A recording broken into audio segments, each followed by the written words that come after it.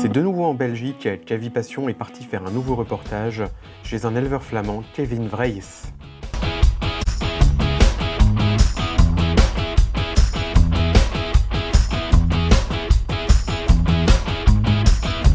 On a commencé il y a 7 ans comme éleveur de Barneveld.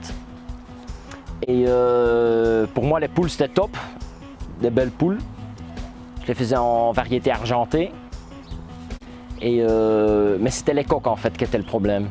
Les coqs étaient une fois adultes très agressifs.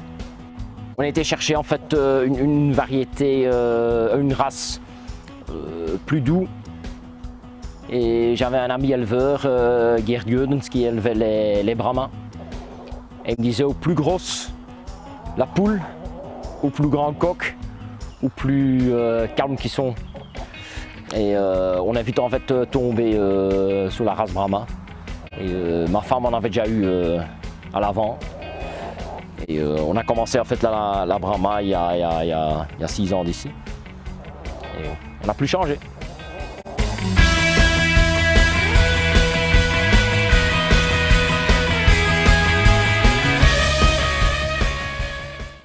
Bon, on a choisi pour cette sorte d'installation parce qu'au début, quand on a commencé l'élevage, on avait en fait les poules qui étaient un peu partout ici. On voyait que ça travaillait pas, ça marchait pas. On a choisi pour les volières avec le toit, aussi à cause de la grippe aviaire, des parcs pas trop grands pour la repro. Ce que Kevin ne nous a pas dit, c'est qu'il a imaginé, conçu et fabriqué lui-même l'intégralité de ses poulaillers. Bravo pour ce superbe travail. Pour la repro, les installations, c'était pour moi le système pour travailler le mieux. J'ai 8 parcs. Pour moi, c'est très important de bien savoir séparer mes parcs. Parce que mélanger les couleurs, ça ne marche pas. 2 qui étaient au sec. En temps hiver, quand ça neige et tout, ça a quand même de l'influence sur la ponte, je trouve. Et 3, comme ils sont à l'intérieur, j'ai commencé l'éclairage à partir du mois de novembre. Au début, quand on a commencé l'élevage, tout courait ici dehors. On n'avait que des œufs au mois de février, donc ça ne marchait pas. Pour moi, c'était important que c'était au sec, qu'ils étaient au chaud et que je savais donner de la lumière à temps.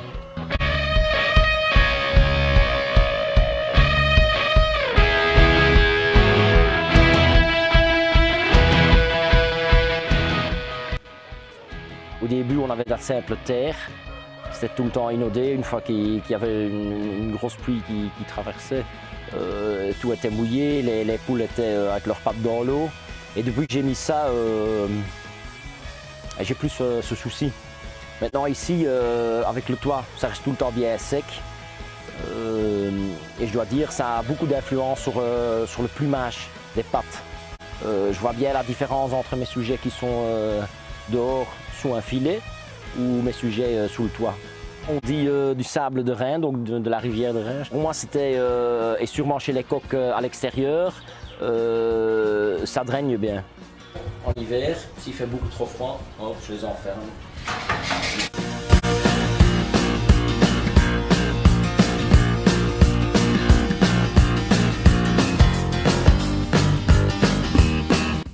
Après l'expo d'Affligem, je commence à éclairer mon poulailler. Pour ça, j'emploie un programmateur. Au début, il y a la lumière qui s'allume vers 7 h, jusqu'à 7 h au soir. Au fur et à mesure, je rallonge le jour jusqu'à 9 h le soir, 6 h au matin jusqu'à 9 h le soir. Maintenant, sûrement avec les prix de l'électricité, pendant la journée, il se coupe. Kevin est sensible au bien-être et à la bonne alimentation de ses volailles. Il a ainsi mis en place un petit potager avec des plantes aromatiques ainsi que quelques légumes afin de venir complémenter l'alimentation de ses poules.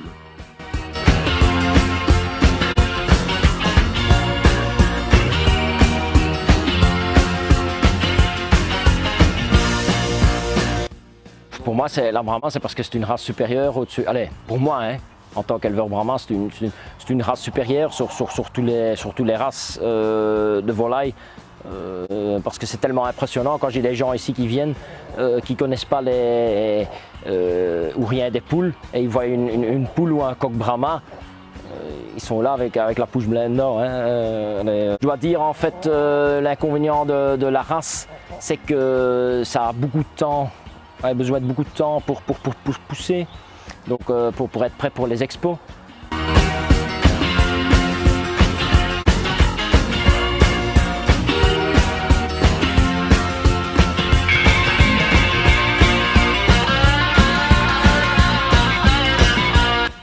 C'est tellement une belle race et il y a tellement de belles variétés dans le standard. Je crois une fois amoureux de la race Brahma, on reste amoureux. En parlant d'amour justement, Kevin a la chance d'être soutenu et aidé par sa compagne, Eline. Il tient également à partager et expliquer sa passion à la plus grande de ses deux filles, peut-être une future éleveuse.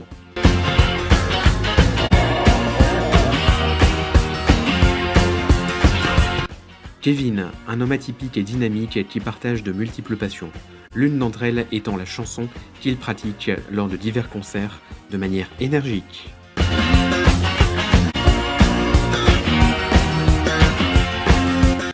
Au début que je faisais la Brahma, en fait, j'étais pas sûr de faire les expositions. Quand je me suis inscrit à mon club régional, le PDK, j'ai quand même compris que si on veut vraiment travailler les sujets convenablement ou la race convenablement, les expos sont vraiment un truc idéal aussi pour comparer. Naturellement, il y a une forme de compétition. Des expositions et des compétitions dans lesquelles Kevin obtient d'excellents résultats, notamment au niveau belge et européen. Je crois qu'un éleveur, même un éleveur qui élève déjà 20 ans la Brahma, peut chaque année encore apprendre des nouveautés. Mais comme éleveur débutant, dans le temps, je trouvais très important de quand même participer au club et sûrement aux expositions, de tenir le standard comme il faut. Ce qui m'a aidé aussi vraiment, c'est quand je me suis inscrit au Brahma Club, donc le club de race. Même si on élève des Brahmas ou des Barneveld ou des poules de soie ou n'importe quoi, je trouve très important que l'éleveur soit raccordé à un club de race. Le Brahma Club belge, dans lequel Kevin est fortement investi avec toute une équipe dynamique et pour lequel il a organisé une journée technique chez lui l'été dernier.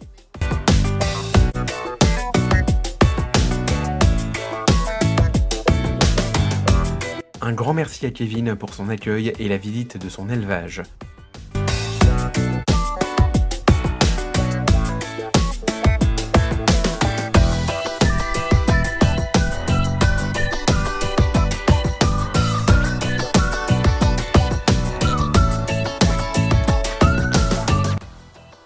On va le vendre, non? Ouais. Oh merde! C'est pas mon truc ça, tu sais. Ça va aller, tu sais, mais...